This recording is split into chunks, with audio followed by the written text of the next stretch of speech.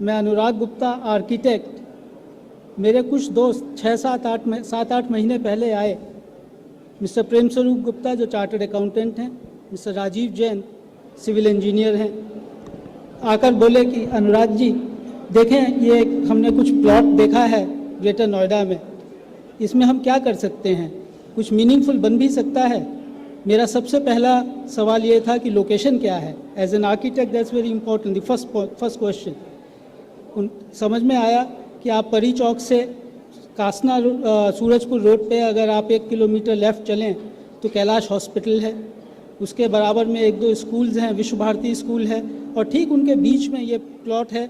तो एकदम मेरा रिएक्शन ये था, अरे भाई बहुत प्राइम प्रॉपर्टी है, इसमें जो है आप क्या करना चाह रहे हैं, रेजिडेंशियल अपार्टमेंट्स करना चाहते हैं। वहाँ पे जो हमने थोड़ा सा स्टडी किया तो उसके दोनों तरफ 5-6 स्टोरीड रेजिडेंशियल अपार्टमेंट्स हैं, एक तरफ प्लॉटेड डेवलपमेंट है, और in front of it across the Kasna road you have the institutional area. उसका मतलब है वहाँ कभी भी 5 या 6 स्टोरीज से ज़्यादा की बिल्डिंग्स नहीं बनेंगी। जितना वहाँ पे हम बना सकते थे, हम इस नतीजे पे पहुँचे कि कम से कम 12-14 मंजिल की बिल्डिंग तो बनेगी। इसका मतलब ये निकला कि उसके चारों तरफ कम से कम आधा 1 किलोमीटर तक और कोई हाई राइज टावर नहीं होने वाली है। And what it also means is कि जब हम आप उसमें ऊपर कहीं कोई अपार्टमेंट होगा तो उससे बढ़िया व्यू उस लोकेलिटी में कहीं किसी को नहीं मिलेगा। So in the heart of Greater Noida if you have that kind of a location, I suppose the USP for the project is location location location. जब हमने उनसे अगला सवाल पूछा कितना बड़ा प्लॉट है, तो ये था कि साहब 5000 गज का है। Now I was a little bit disappointed कि प्लॉट ज़रा छोटा है, उसमें जब सेटबैक्स वगैरह जो अथॉरिटी बायलॉज अगर हम फॉलो करना चाहें तो बहुत कम एरिया हमें मिलेगा बनाने के लिए। उसे हमने थोड़ा और स्टडी किया तो हमने इन्हें एडवाइस किया कि बजाय 12-14 स्टोरी बनाने के, let us go and build a structure which is at least 20-25 story tall. उसका नतीजा क्या निकलेगा कि हम जो है बिल्डिंग का फुटप्रिंट छोटा कर सकेंगे, ग्राउंड फ्लोर पे जो है ज़्यादा से ज़्यादा ग्रीन और पार्किंग दे सकेंगे। जितनी ज़्यादा हम वो पार्किंग और ग्रीन वहाँ दे पाएंगे प्रोजेक्ट के लिए बढ़िया रहेगा।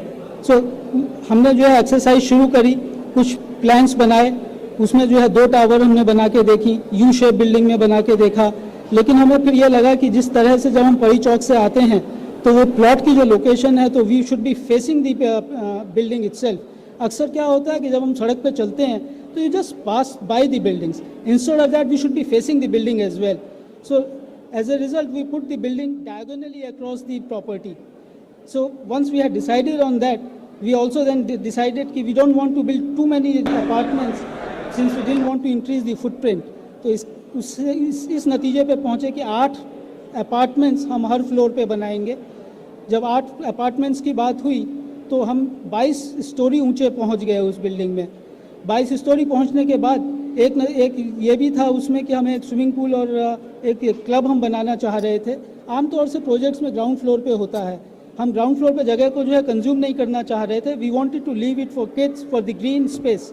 सो what we decided was that we will construct, we'll take it to the rooftop, and that will also be the USP for the project. So we have a rooftop swimming pool. What we decided ultimately was कि swimming pool और club जो है ऊपर सबसे top floor पे पहुंच गया। Again that is a USP for the project itself.